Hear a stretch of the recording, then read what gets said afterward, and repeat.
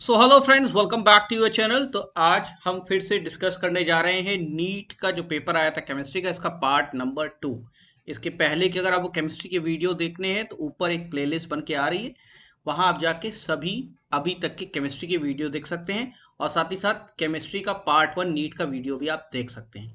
तो देखते हैं अभी के इंपॉर्टेंट क्वेश्चंस क्या है। पहला क्वेश्चन आ रहा है, विच of the following PV curve represents maximum work done. ठीक है, तो एक चीज आप समझ लीजिए कि वर्क डन जो होता है वो डायरेक्टली प्रोपोर्शनल होता है एरिया अंडर पीवी कर्व। तो जो एरिया होता है पीवी कर्व के अंडर, उसका डायरेक्ट रिलेशन है वर्क डन से। जितना एरिया होगा उतना वर्क डन होगा। अब देखिए यहाँ पे ऑप्शन दिया हुआ है, ये है, ये है और ये है और ये है। ये तो इन्फिनाइट वाली कंडीशन है, तो इसमें कोई वर्क डन का कॉन्सेप्ट ही नहीं है। ये एक छोटा एरिया है बचा, ये और ये, इसमें ज़्यादा बड़ा एरिया ये है। तो जितना बड़ा एरिया इस पीवी कर्व के अंदर आ रहा है उतना ज़्यादा वर्क डन है, इसलिए ऑप्शन नंबर 3 इसका सही आंसर है। ठीक है, नेक्स्ट क्वेश्चन देखते हैं। नेक्स्ट क्वेश्चन थोड़ा सा कैलकुलेशन बेस्ड है। आ रहा है कि व्हाट मास ऑफ 95%, पहले कह दिया, प्योर कैल्शियम कार्बोनेट, ठीक है, will be required to neutralise 50 ml of 0.5 m HCl solution, ठीक है, according to the following reaction.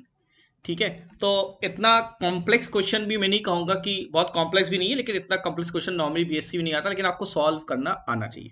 Reaction दिया हुआ है CaCO3 2HCl लिखा हुआ है, CaCl2 CO2H2O। ठीक है, अभी बताना है कि कितना मास न्यूट्रलाइज कर देगा 50 ml 0.5 m HCl को। तो अब देखिए कि मान लीजिए कि m वो मास है जो कि न्यूट्रलाइज कर देगा। ठीक, अब m मास किसका है? CaCO3 का। अब जो प्योरेस्ट फॉर्म है वो तो 95% है, जो यहां दिखाया है 95% प्योर, तो इसका मतलब हो गया 95% ऑफ m। यही वो मास है जो कि आपको न्यूट्रलाइज कर देगा। ठीक है, अब कितने मोल्स हो गए, कितने मोल्स हो गए कैल्शियम कार्बोनेट के, इसका मतलब, तो मोल्स हो गए आपके 95/100, ये तो मास हो गया, डिवाइडेड बाई आपका 100 मोलकुलर मास। ठीक है, ये इतना है जो कि आपको न्यूट्रलाइज कर देगा किसे? 2 मोल्स ऑफ, मतलब आपका ये मोल्स ऑफ HCl को न्यूट्रलाइज कर देगा। ठीक है, और आप ये देख रहे हैं कि यहाँ पे 2 लगा हुआ है। ठीक है, इसलिए क्या है कि HCl जो है वो न्यूट्रलाइज किससे हो रहा है? 2 मोल्स ऑफ कैल्शियम कार्बोनेट से। तो इसका मतलब क्या होता है? इसका मतलब ये हुआ कि आपका सबसे पहली बात, यहाँ पे 2 मोल्स लगेगा कैल्शियम कार्बोनेट का, और मोल कितना हो गया है? ये हो गया है, तो हम इसको लिख दें अगर 2 मोल्स में, मतलब 2 मोल्स, मोल्स की वैल्यू हमने लिखी 95/100 इंटू, ये तो हो गया कैल्शियम कार्बोनेट। ये किसके बराबर है? ये किसके बराबर है? 50 ml ऑफ 0.5 मोलर HCl। तो 50 ml मतलब 50 डिवाइडेड बाई क्या, 1000, ठीक है, इंटू 0.5। तो ये दोनों मोल्स के बराबर की बात आ गई। ठीक है, इसको आप जब कैलकुलेट करेंगे तो ये आपको कैलकुलेट करना है, इधर भी आप कैलकुलेशन करें, इधर करेंगे तो m की वैल्यू जो यहाँ पे निकल के आएगी कैलकुलेशन बाद, वो 1.32 ग्राम निकल के आएगी। तो इसका आंसर ये सही है। तो इसमें कॉन्सेप्ट क्या हुआ है? कॉन्सेप्ट ये हुआ, थोड़ा सा इसमें टेक्निकल था। मास CaCO3 का 95% था, तो 95% मास ही लेके चलना था। पहले हमने मोल्स ऑफ CaCO3 निकाल दिया, फिर कहा 2 मोल्स एक HCl को न्यूट्रलाइज कर रहे हैं, इसलिए हमने यहाँ 2 से मल्टीप्लाई किया। ये मोल्स ऑफ CaCO3 है और ये है is equal two moles of HCl। ठीक है, इसमें सारी वैल्यू लिख दी, m की वैल्यू को कैलकुलेट करनी थी, m की वैल्यू कैलकुलेट हो गया, 1.32 ग्राम आ गया। आपको मोल्स निकालना आना चाहिए। ठीक है, ये क्वेश्चन बहुत आता है, मोल्स आपको निकालना आना चाहिए, याद कर लीजिए हमेशा। How do you calculate moles? Moles, molarity और मोलैलिटी, ये तीनों क्वेश्चन बहुत आते हैं। ठीक है, अब ये बताइए, which of the following sequence of reaction is suitable to synthesise chlorobenzene. तो क्लोरोबेंजीन बनानी है। ठीक है, तो क्लोरोबेंजीन बनाने के लिए कौन सा रिएक्शन इसमें मोस्ट सुटेबल है? ठीक है, सिंपल है, इससे बनेगा नहीं, और फिनॉल से भी नहीं बनेगा NaNO2 मिला के, इससे भी नहीं बनेगा। डायरेक्ट रिएक्शन यहाँ दिख रहा है, benzene plus Cl2, NiHDrous FeCl3 के प्रेजेंस में आपका आराम से क्लोरोबेंजीन बन जाता है। ठीक है, नेक्स्ट क्वेश्चन देखते हैं।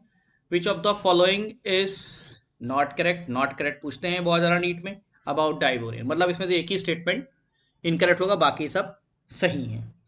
ठीक है तो पहला आ रहा है कि both the boron atoms are sp2 hybridised. तो पहले हम देख लें डाइबोरेन होता क्या है। तो डाइबोरेन का जब आप स्ट्रक्चर देखेंगे तो बोरेन इधर है और दूसरा बोरेन इधर है, इधर हाइड्रोजन है, इधर हाइड्रोजन है, इधर हाइड्रोजन है, इधर हाइड्रोजन है, और आपका ये भी हाइड्रोजन यहाँ पे अवेलेबल है। ठीक है, और ये जो हाइब्रिडाइजेशन आप देख रहे हैं, ये कौन सा हो गया हाइब्रिडाइजेशन? ये हो गया 4 वाला, मतलब sp3 हो गया। 4 हो गए ना, तो sp3 हो गया। तो यहाँ क्या लिखा है? sp2। तो पहला ये स्टेटमेंट इनकरेक्ट, बाकी स्टेटमेंट सब सही हैं। बाकी स्टेटमेंट क्या है? 2 3 सेंटर 2 इलेक्ट्रॉन बॉन्ड्स, वो भी सही है। 4 टर्मिनल BH बॉन्ड, 4 टर्मिनल है ही है। ठीक है, ये देखिए 4 किनारे किनारे पे लगे हैं। 4 terminal hydrogen bond, 2 boron atoms line in 1 plane, तो 1 प्लेन में है। ठीक, ये सब सही है, बस हाइब्रिडाइजेशन यहाँ पे sp3 है जो कि sp2 मेंशन्ड है। तो उससे पहला स्टेटमेंट गलत है और यही हमारा आंसर है। नेक्स्ट क्वेश्चन देखते हैं। मैच करना है लिस्ट को। क्वेश्चन इजी है लेकिन बहुत कुछ आप इस पर लर्न कर सकते हैं। मैचिंग क्या हो रही है? साइनोहाइड्रिन, ये देखिए HCN से मैच हो रही है। क्यों क्यों मैच हो रही है? HCN से फॉर्मेशन हो रहा है। एसिटल किससे बन रहा? अल्कोहल से। ठीक, अब important shift base. Shift base के लिए क्या इंपॉर्टेंट है? RNH2, और ऑक्साइम के लिए क्या है? NH2OH। अब इसको बात समझ लीजिए आप। ठीक है, शिफ्ट बेस क्या होता है? क्वेश्चन यहाँ पे आ गया। ठीक है, आपने मैथ्स तो कर लिया। शिफ्ट बेस बनता कैसे है? बनता है वो एल्किल अमीन से। किससे? एल्किल अमीन से। इसीलिए मैंने इसको मैच कराया था। बनेगा कैसे? बनेगा कैसे? CH3C double bond OH plus, इसी को मैंने एल्किल अमीन ले लिया। एयर NH2, जब एल्किल अमीन के साथ इसको रिएक्ट कराया जाता है तो क्या बनता है? तो बनता है CH3, क्या बनता है? CH और डबल बॉन्ड NR। ये याद रखिएगा, ये क्या होता है? यही होता है शिफ्ट बेस, है ना। तो डायरेक्ट क्वेश्चन भी इसका आ सकता है, इसलिए यहाँ पे RNH2 एल्किल अमीन के यूज से शिफ्ट बेस बन रहा है। ठीक है, अब देखिए और भी चीज़ें डिस्कस कर लेते हैं। इसको थोड़ा सा रब कर दें, ये हो गया शिफ्ट बेस। अब दूसरी चीज़ आप देखेंगे तो इधर ये देखिए, ये है आपका क्या है? हाइड्रोक्सिल अमीन है। ये क्या है आपका? हाइड्रोक्सिल अमीन। ठीक है, तो हाइड्रोक्सिल अमीन जब रहेगा तो ऑक्सीम बनेगा। ये कैसे बनेगा? सेम रिएक्शन क्या था आपका? CH3C डबल बॉन्ड ONH, और प्लस आपने एल्किल अमीन की जगह में लाया हाइड्रोक्सिल अमीन NH2OH। तो प्रोडक्ट क्या बनेगा? प्रोडक्ट देखिए वैसे ही बन रहा है, CH3CH। अब यहाँ पे क्या रहेगा? वहां पे तो था डबल बॉन्ड NR, यहाँ पे क्या होगा? N। अगर R लग जाता तो शिफ्ट बेस हो जाता, OH लग गया तो ये बन गया ऑक्सीम। ठीक है, तो ये ऑक्सीम को भी याद रखिए। तो ऑक्सीम के लिए क्या है? हाइड्रोक्सिल अमीन है, और शिफ्ट बेस के लिए क्या है? एल्किल अमीन है। ठीक है, एंड यहाँ पे R लग जाता और शिफ्ट बेस होता, OH लगा हुआ तो ऑक्सीन हो जाएगा। नेक्स्ट क्वेश्चन देखिए। नेक्स्ट क्वेश्चन कह रहा है कि at 298 kelvin standard electron potential दिए हुए हैं कॉपर का, जिंक का, फेरस का और सिल्वर का, और ये वैल्यूज दी हुई है 0.34 और -0.76, 0.44 और ये दिया हुआ है। अब ये कह रहा है इसमें से कौन सा रिएक्शन नहीं हो सकता, कैनॉट अकर्स। 4 रिएक्शन दिए हुए हैं। अब अगर आप इलेक्ट्रोड पोटेंशियल ना भी देखिए आप, ठीक है, तो सिंपल से आपको समझ में आ रहा होगा कि देखिए ये है, ये इसको रिप्लेस ही नहीं कर सकता। ठीक है, तो वैसे ही ऑप्शन नंबर 1 सही हो गया। और अगर आप कैलकुलेट भी करेंगे तो क्या होगा? कॉपर का कितना आ रहा है? कॉपर का आ रहा है यहाँ पे 0.34, कहाँ है ये? ठीक, 0.34। और आपका सिल्वर कितना आ रहा है 0.80 0.80। अब आपकी जो E0 सेल निकलेगी वो क्या आएगी, वो आएगी 0.34 माइनस, मतलब आपका रिएक्शन उल्टा हो रहा है ना, तो ये 0.80। ठीक है, तो क्या वैल्यू आएगी -0.46। अब ये माइनस साइन आ गया, माइनस साइन हो गया तो मैंने पहले भी आपको बताया कि अब ये क्या रिएक्शन हो गया, नॉन स्पॉन्टेनियस हो गया। ठीक, तो मतलब अब ये रिएक्शन नहीं होगा, ये रिएक्शन नहीं होगा, इट कैन नॉट अकर। ठीक है, नेक्स्ट क्वेश्चन देखते हैं। नेक्स्ट क्वेश्चन कह रहा है आपका कि स्टेटमेंट हम देख लेंगे, स्टेटमेंट से चीजें क्लियर हो जाएगी, हम 1-2 पे ज्यादा फोकस नहीं करेंगे। The boiling point of aldehydes and ketones, aldehyde पता है आपको, कीटोन ही पता है। कह रहा हायर देन हाइड्रोकार्बन्स, वो हायर होते हैं हाइड्रोकार्बन्स पे, आपका hydrocarbons of comparable molecular masses because of weak molecular association in aldehyde and ketones due to dipole-dipole interactions। तो ये पॉइंट सही है, ये पॉइंट बिल्कुल सही है। क्या कह रहा है, कह रहा है एल्डिहाइड और कीटोन का बॉइलिंग पॉइंट ज्यादा होता है, किससे, हाइड्रोकार्बन से होता है। क्यों होता है, क्यों होता है, क्योंकि एल्डिहाइड और कीटोन में वीक मॉलिकुलर एसोसिएशंस भी रहते हैं, और वो बनते किस वजह से हैं, डाइपोल डाइपोल इंटरेक्शन की वजह से। ठीक, डायरेक्ट क्वेश्चन भी आ सकता है कि बॉइलिंग पॉइंट पूछ लिया एल्डिहाइड कीटोन का ज़्यादा है, या एल्डिहाइड कीटोन लगा दिया किसका बॉइलिंग पॉइंट ज़्यादा है, तो आपने एल्डिहाइड मार्क कर दिया। पहला स्टेटमेंट सही है। दूसरा statement, the boiling point of aldehyde and ketone are lower than alcohol. अभी कह रहा है एल्डिहाइड कीटोन के तो ज़्यादा हाइड्रोकार्बन है लेकिन एल्कोहल से लोअर हैं, due to absence of hydrogen bonding. ये भी बात सही है। ठीक है, तो इसका मतलब क्या हुआ, बॉइलिंग पॉइंट की बात करें तो सबसे ज़्यादा हो गया किसका, एल्कोहल का, OH वालों का। ठीक है, उसके बाद आपका एल्डिहाइड की बारी आई, CHO वालों की, फिर कीटोन की बारी आई, और उसके बाद हाइड्रोकार्बन की बारी आई।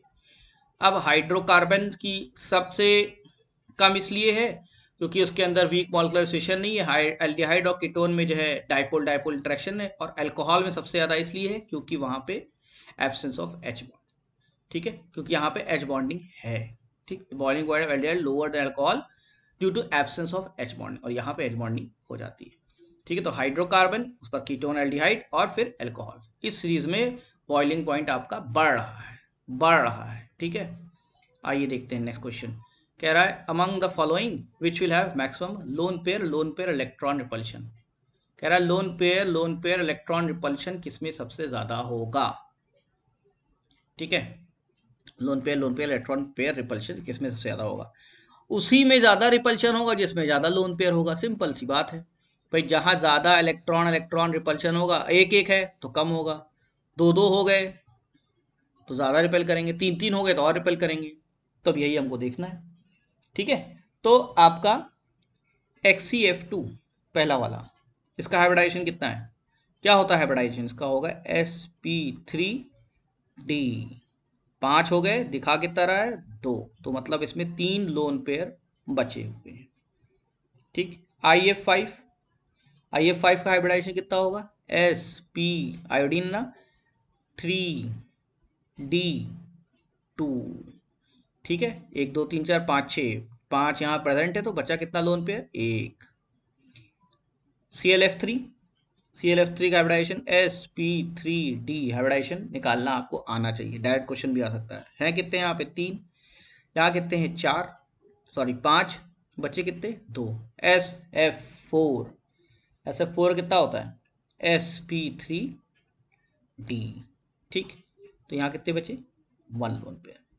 ठीक है, तो सबसे ज़्यादा लोन पेयर किसमें दिख रहे हैं आपको, 3 में, 3 लोन पेयर हैं, तो जहां ज़्यादा लोन पेयर रहेगा वहीं ज़्यादा रिपल्शन होगा, इसलिए ऑप्शन नंबर 1 सही है। ठीक है, IUPAC नेम बताइए क्या है इसका, what is the IUPAC name of, थोड़ा सा डिफरेंट क्वेश्चन है, ऐसा क्वेश्चन नॉर्मली आता नहीं, लेकिन बताइए इसका AgH2O2 AgCN2 क्या है इसका। ठीक है, तो इसको थोड़ा समझने की जरूरत है, 1 सिंबल बहुत जरूरी है इसमें, एक चीज ये हो गई, और 2 H2O मॉलिक्यूल लगे हुए हैं इसलिए डाई एक्वा, Ag लगा हुआ है सिल्वर।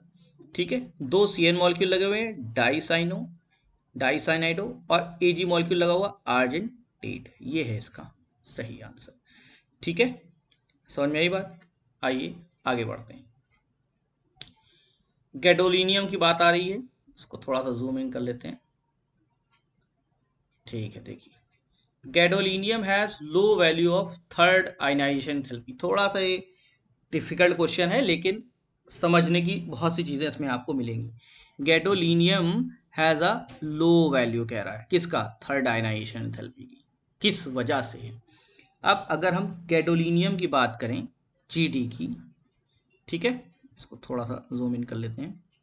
तो ये आपका हो गया एक्सी, ठीक, और जो ऑर्बिटल आपका बना 4f7 5d1 और 6s2। ठीक है, थर्ड आयनाइजेशन एंथैल्पी की बात कर रहा है थर्ड में, तो 3 इलेक्ट्रॉन निकल गए। जब 3 इलेक्ट्रॉन निकल जाएंगे तो बचेगा क्या? 4f7। तो 4f7 क्या हो गया? बहुत स्टेबल हो गया।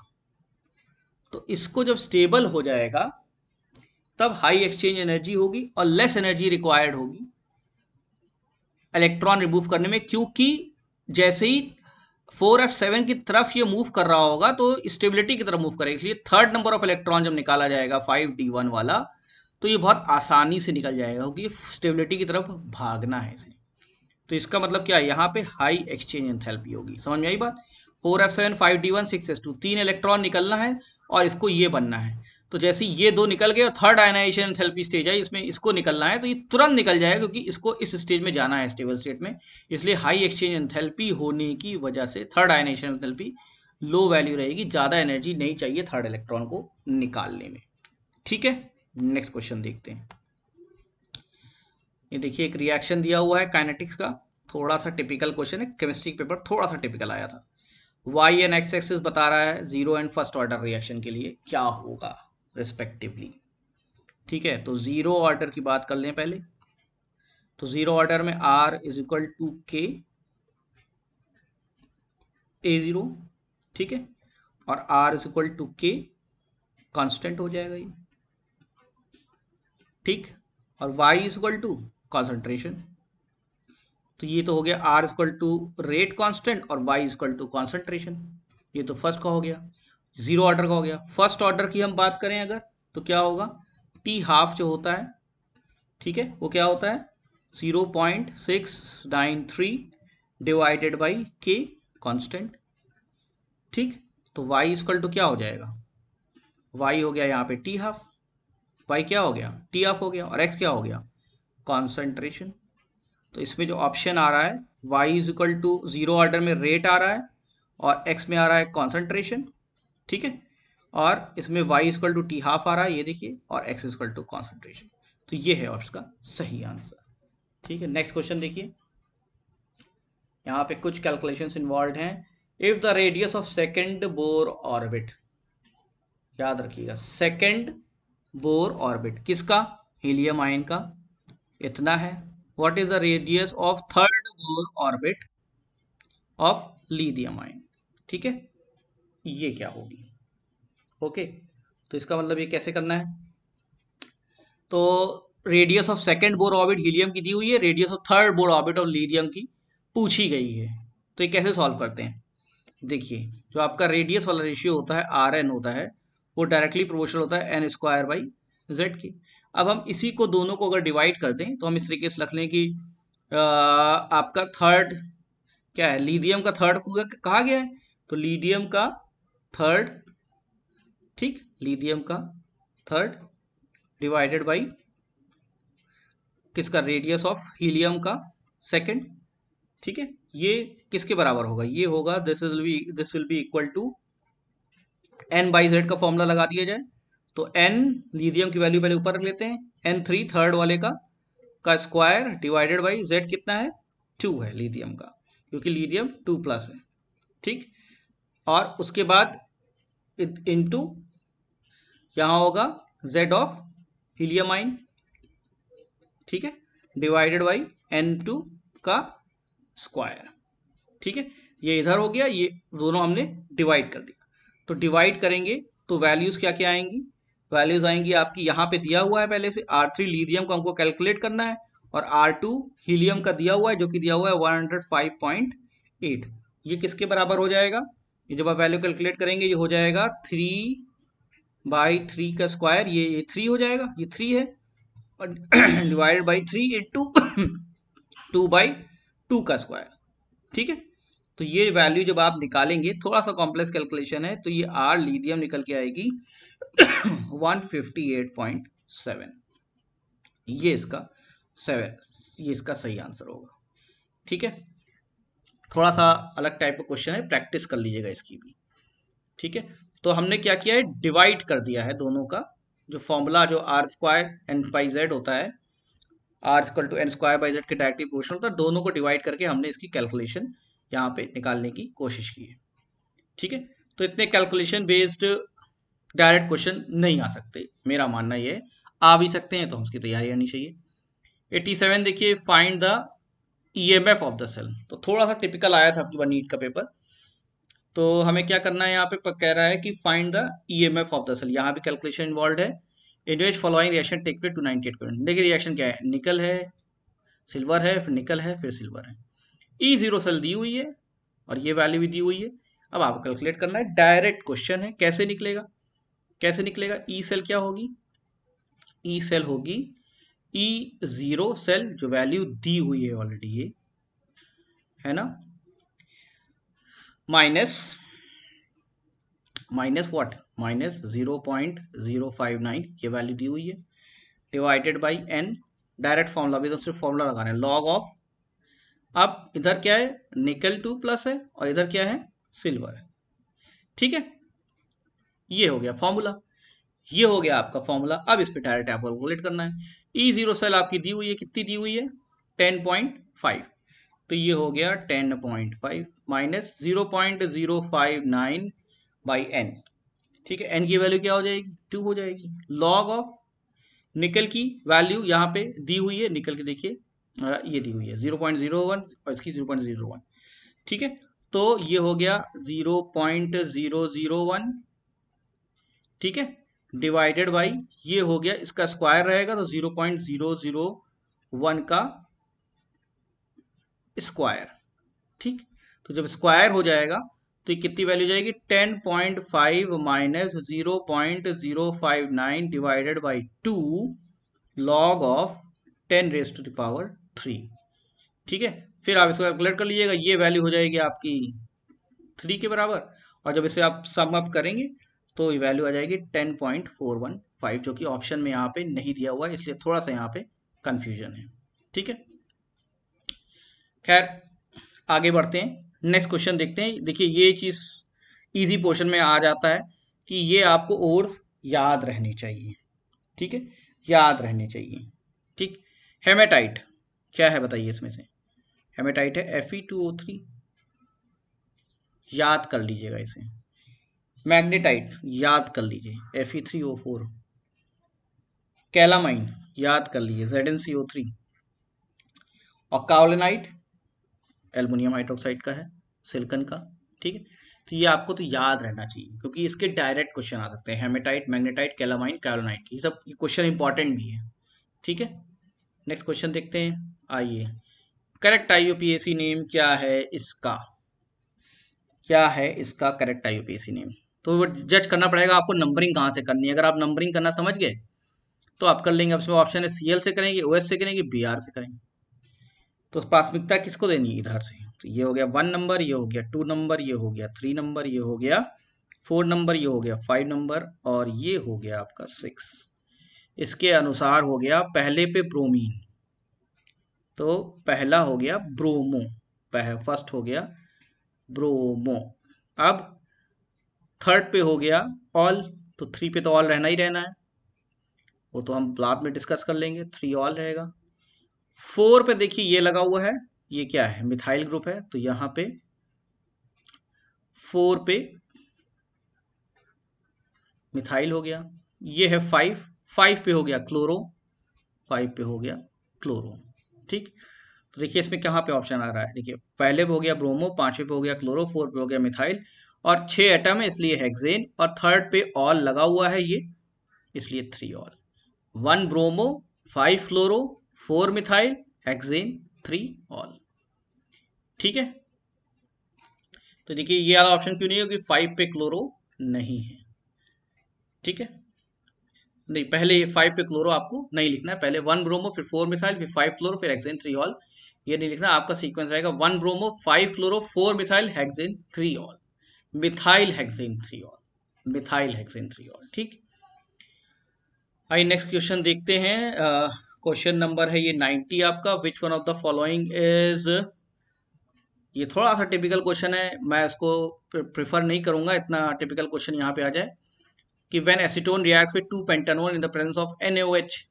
तो इसका पूरा स्टेप होता है, और स्टेप किसका है, ये है cross aldol condensation reaction. Cross, अगर आपको आता है well and good, cross aldol condensation reaction, इसके स्टेप्स पढ़ लीजिएगा। तो स्टेप्स के सारे इंटरमीडिएट जितने बने हैं उसको ऑप्शन ने पूछा है, और पूछा है इसमें से कौन इंटरमीडिएट नहीं होगा। अगर आपको सारे इंटरमीडिएट पता है तो उसमें से आप सिलेक्ट कर लीजिएगा। ठीक है, तो एसीटोन रिएक्ट कर रहा है किससे, 2 पेंटानोन से, और क्रॉस एल्डोल कंडेंसेशन बन रहा है। जो पूरा स्टेप है उससे पूछ रहा है कौन सा इंटरमीडिएट इसमें से नहीं बन रहा है। नेक्स्ट क्वेश्चन देखते हैं। कह रहा है compound X on reaction with O3।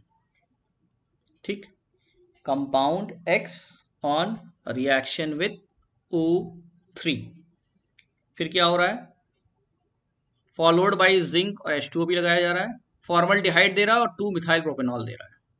Formaldehyde क्या है, फॉर्मल्डिहाइड की बात करें तो आपका हो गया ये O हो गया, ये H हो गया, फॉर्मल्डिहाइड मिल रहा है। और क्या मिल रहा है, और मिल रहा है आपका 2 मिथाइल प्रोपेनॉल। तो प्रोपेनॉल 1 2 3, H यहाँ लग गया आपका, 2 मिथाइल प्रोपेनॉल, ये हो गया मिथाइल, यहाँ ग्रुप लगा दे, 2 पे मिथाइल लग गया और प्रोपेनॉल, ये दो कंपाउंड मिल रहे हैं। ठीक है, तो पूछ रहा है एक्स क्या होगा, व्हाट विल बी एक्स। तो अगर आप देखिए तो ये है, ये रिएक्शन में फॉर्मल्डिहाइड और जो प्रोपेनॉल मिल रहा है, तो ये आता है कैटेगरी में reductive ozonolysis of alkene, ozonolysis of alkene में आता है। तो ऑप्शन में एल्कीन होना जरूरी है। ठीक है, तो इसमें तो इन इन इन इन सब जगह आ रहा है। अगर आप इस वाले पे टारगेट किए 3 मिथाइल ब्यूटवानीन पे और इसका रिडक्टिव ओजोनोलिसिस कीजिएगा तो आपको यही दो प्रोडक्ट यहाँ पे मिलेंगे। ठीक है, एक फॉर्मल्डिहाइड के फॉर्म में मिलेगा और एक 2 मिथाइल प्रोपेनॉल के फॉर्म में मिलेगा। ठीक है, नेक्स्ट क्वेश्चन देखिए, आ रहा है for a first order reaction A से प्रोडक्ट बना, इनिशियल कॉन्सेंट्रेशन ए का 0.1 था, जो हो जा रहा है 0.01 m आफ्टर 5 मिनट्स। तो ये क्वेश्चन अच्छा है, ये क्वेश्चन इसलिए अच्छा है क्योंकि ये डायरेक्ट क्वेश्चन है और नर्सिंग के हिसाब से अच्छा क्वेश्चन है। तो इनिशियल कॉन्सेंट्रेशन कितना दे रहा है, 0.1, और जो हो जा रहा है 0.01 m आफ्टर 5 मिनट, और फर्स्ट ऑर्डर का है तो रेट कांस्टेंट पता करना है। ठीक है, तो फर्स्ट ऑर्डर का कैसे पता करते हैं, फर्स्ट ऑर्डर रिएक्शन के लिए होगा आपका K इज इक्वल टू, के हमको पता करना है, के rate constant 2.303 by T, formula हम लिख रहे हैं खाली अभी, log of initial concentration divided by final concentration, simple.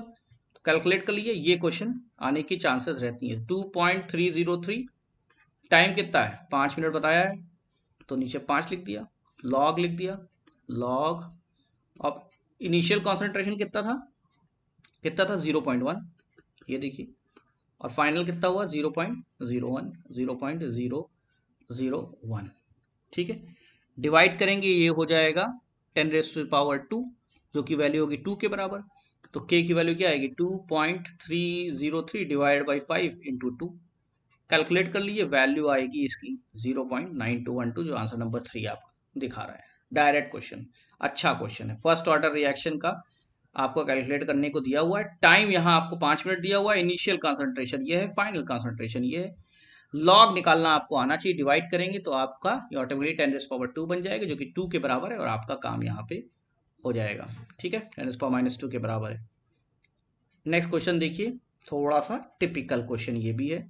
यहाँ बन रहा है 3O2 और कन्वर्ट हो रहा है 2O3 में। ठीक, 3O2 2O3 ऑक्सीजन ओजोन। अब reaction at 298 kelvin, Kc is found to be, Kc की वैल्यू यहाँ दे दी है। अब कहा है कि the concentration of oxygen at equilibrium इतना है, तो कॉन्सेंट्रेशन ऑफ ओजोन बताइए कितना है। तो यहाँ Kc की वैल्यू दे रखी है, कॉन्सेंट्रेशन ऑफ ऑक्सीजन की वैल्यू दे रखी है 0.04, और कॉन्सेंट्रेशन ऑफ ओजोन की वैल्यू निकालनी है। ये कैसे निकालेंगे, देखिए जो Kc होगा this will be equal to ozone divided by oxygen. Oxygen यहाँ पे क्या हो जाएगा, स्क्वायर, और यहाँ पे क्या हो जाएगा 3, क्योंकि आप यहाँ देख रहे हैं रिएक्शन में 3 है ये और ये 2 है। यही है सिंपल फॉर्मूला। इसमें जब आप रखेंगे तो आपको किसका निकालना है, ओजोन का निकालना है। तो ओजोन का square this is equal to Kc into oxygen का क्यूब। जब सारी वैल्यू अब इसकी और इसकी रखेंगे और उसके बाद आप इसका स्क्वायर रूट निकालेंगे तो आपके पास जो आंसर आएगा वही ये आएगा। ज़्यादा कैलकुलेशन इन्वॉल्व है, आने की चांसेस कम रहती हैं। अगर सीधी कैलकुलेशन है तो आ जाता है, इतना कठिन क्वेश्चन कम टाइम के लिए नर्सिंग में नहीं आता नॉर्मली। तो Kc की वैल्यू ओजोन बाई ऑक्सीजन, ठीक है, 2 यहाँ पे 2 यहाँ से वैल्यू आई 3, यहाँ से 3 वैल्यू आई। ये क्वेश्चन आ सकता है। तो pollution due to oxides of sulphur, sulphur की बात कह दी है, gets enhance due to presence of. तो पॉल्यूशन सल्फर की वजह से, ऑक्साइड ऑफ सल्फर से कैसे बढ़ सकता है, पार्टिकुलेट मैटर से, ओजोन से, हाइड्रोकार्बन से, कि हाइड्रोजन परऑक्साइड से। तो ये समझने वाली बात है। देखिए पार्टिकुलेट मैटर अगर है, ठीक है, तब भी सल्फर के ऑक्साइड्स बनेंगे, ठीक है। ओजोन अगर है तब भी बनेंगे सल्फर के ऑक्साइड्स, और हाइड्रोजन परऑक्साइड नाइट्रिक एसिड की रेन भी हो सकती है HNO3। हाइड्रोकार्बन कोई मतलब नहीं होता है। तो पार्टिकुलेट मैटर, ओजोन और हाइड्रोजन परऑक्साइड तीनों के प्रेजेंस में सल्फर ऑक्सीडाइज करता है और ऐसे बाय प्रोडक्ट्स बनाता है जिसकी वजह से पोल्यूशन बढ़ता है। तो तीनों ही आंसर A B D सही है। हाइड्रोकार्बन का इसमें कोई रोल नहीं है, तो इसमें ऑप्शन जो आएगा A B D आएगा। Particulate matter, ozone, hydrogen peroxide सभी रिस्पॉन्सिबल है। आइए देखते हैं next question. The product form when the following reaction, बताइए इसमें क्या होगा। पहले ये रिएक्ट कर रहा है, फिर ये कर रहा है, फिर ये कर रहा है। सीक्वेंस देख लेते हैं। तो यहां से कहानी शुरू हुई, ये कहानी आपकी शुरू हुई CN से, ठीक। तो पहले आया ये लिथियम, ठीक है। अब इसके आने से क्या होगा, इसके आने से अमीन ग्रुप जुड़ेगा। अमीन ग्रुप कैसे जुड़ेगा, अमीन ग्रुप आपका जुड़ेगा CH2NH2, ठीक। अब क्या होगा, फिर आया NaNO2। अब NaNO2 आके डिस्टर्बेंस कॉज करेगा, इलेक्ट्रोफिलिक रिएक्शन टाइप को बनेगा। तो ये आपका CH2NH2 बन जाएगा क्या, CH2N2Cl माइनस, पॉजिटिव नेगेटिव। फिर आपका H2O आएगा तो आपका रिएक्शन तुरंत ये जो है कन्वर्ट होके क्या हो जाएगा, CH2OH हो जाएगा, ठीक है। तो इसमें क्या बनना चाहिए, CH2OH, तो ये हो गया CH2OH, ये होगा इसका आंसर, ठीक है। तो ये रिएक्शन के इंटरमीडिएट्स हैं, आपको पता होना चाहिए इसके मिलाने से क्या होगा, इसके मिलाने से क्या होगा, इसके मिलाने से क्या होगा, और रिएक्शन आप सॉल्व करते हुए चले जाएंगे। अब बताइए, कह रहा है 96 में न्यूट्रल फेंटली एल्काइल मीडियम में KMnO4 ऑक्सीडाइज करता है आयोडाइड को आयोडेट में। मतलब KMnO4 ऑक्सीडाइज कर रहा है आयोडीन को किसमें, आयोडाइड को किसमें, आयोडेट में। तो ऑक्सीडेशन स्टेट में क्या चेंज होगा, ऑक्सीडेशन स्टेट में क्या चेंज होगा, मैग्नीज की, मैग्नीज की, ठीक है। तो रिएक्शन देख लेते हैं क्या होगा इसका। तो आयोडाइड से आयोडेट बन रहा है ना, और यही है, ठीक है, H2O, ठीक। और ये है आपका आयोडाइड। बनना क्या चाहिए, 2 KMnO2 O2 plus 2OH minus plus iodate, iodate बन गया। तो यहाँ पे Mn की ऑक्सीडेशन नंबर क्या थी, +7 थी, और यहाँ पे KMnO2 में क्या हो जाएगा, +4 हो जाएगा, ठीक। तो ऑक्सीडेशन नंबर अगर आप निकालना जान रहे हैं तो इसका आंसर हो गया +7 से +4। ऑक्सीडेशन नंबर निकालना पढ़ लिएगा जरूर से। ठीक है, कुछ और चीज देख लेते हैं। कह रहा है अब जो स्टेटमेंट हम पढ़ेंगे आपको बताना है कि सही है कि गलत है। बहुत अच्छा क्वेश्चन है। In Lucas test primary secondary tertiary alcohol are distinguish on the basis of their reactivity with HCl ZnCl2 known as Lucas reagent. सही है। क्यों? लुकास रिएजेंट क्या होता है? लुकास रिएजेंट होता है HCl कॉन्सेंट्रेटेड HCl और ZnCl2 का मिक्सचर। ठीक है, तो एक क्वेश्चन तो ये हो गया, लुकास रिएजेंट क्या है? कॉन्सेंट्रेटेड HCl और ZnCl2, पहली चीज डायरेक्ट क्वेश्चन। फिर इसका यूज हम करते हैं एल्कोहल में डिस्टिंग्विश करने के लिए 1 degree 2 degree 3 degree primary tertiary secondary alcohol में। ठीक है, तो प्राइमरी वाले जो एल्कोहल होते हैं, तो जब लुकास रिएजेंट इसमें डाला जाता है तो कोई टर्बिडिटी नहीं मिलती, दो टर्बिडिटी नहीं मिलती। सेकेंडरी में जब आप लुकास रिएजेंट या कॉन्सेंट्रेटेड HCl और ZnCl2 को मिक्सचर डालते हैं तो टर्बिडिटी मिलती है, लेकिन मिनट्स, तो ये टेस्ट हो जाता है कि मतलब सेकेंडरी है। टर्शरी में इमीडिएटली उसी टाइम टर्बिडिटी मिल जाती है। तो इस तरीके से लुकास रिएजेंट से 1 degree 2 degree 3 degree primary secondary tertiary alcohol का डिफरेंशिएशन होता है। तो अगर आपको अल्कोहल को डिस्टिंग्विश करना है तो आपको लुकास रिएजेंट यूज करना है। Lucas reagent is concentrated HCl plus ZnCl2। Primary alcohol Lucas reagent से रिएक्ट करके कोई टर्बिडिटी शो नहीं करेगा, सेकेंडरी जो है टर्बिडिटी शो करेगा 5 मिनट बाद और टर्शरी करेगा तुरंत। तो इसे डिस्टिंग्विश कर लेते हैं। अब ये कह रहा है कि ट्विचमेंट 2 देख लेते हैं। Primary alcohols are most reactive and immediately produce turbidity. तो ये तो गलत है, टर्बिडिटी तो प्राइमरी अल्कोहल में आती ही नहीं, दूसरा स्टेटमेंट गलत है, पहला स्टेटमेंट सही है। तो लुकास रिएजेंट पता होना चाहिए, प्राइमरी सेकेंडरी और टर्शरी अल्कोहल का रिएक्शन जो लुकास रिएजेंट्स होता है वो आपको पता होना चाहिए। No turbidity after 5 minutes, immediate turbidity. Clear? आइए देखते हैं ये क्वेश्चन, बहुत रहने दीजिए, इतनी ज़रूरत नहीं है ऐसे क्वेश्चंस की। एक क्वेश्चन और देखते हैं।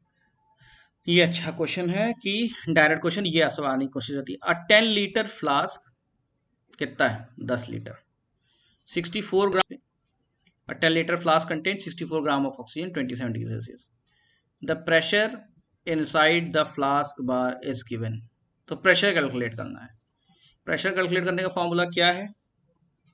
प्रेशर कैलकुलेट करने का फॉर्मूला सिंपल फॉर्मूला है PV is equal to NRT। ये आपने पहले से पढ़ा हुआ है। प्रेशर क्या हो जाएगा? NRT by V। सब कुछ दिया हुआ है, प्रेशर आपको निकालना है। ठीक है, N की वैल्यू क्या है? 64 ग्राम है और ऑक्सीजन कितना होता है? 32।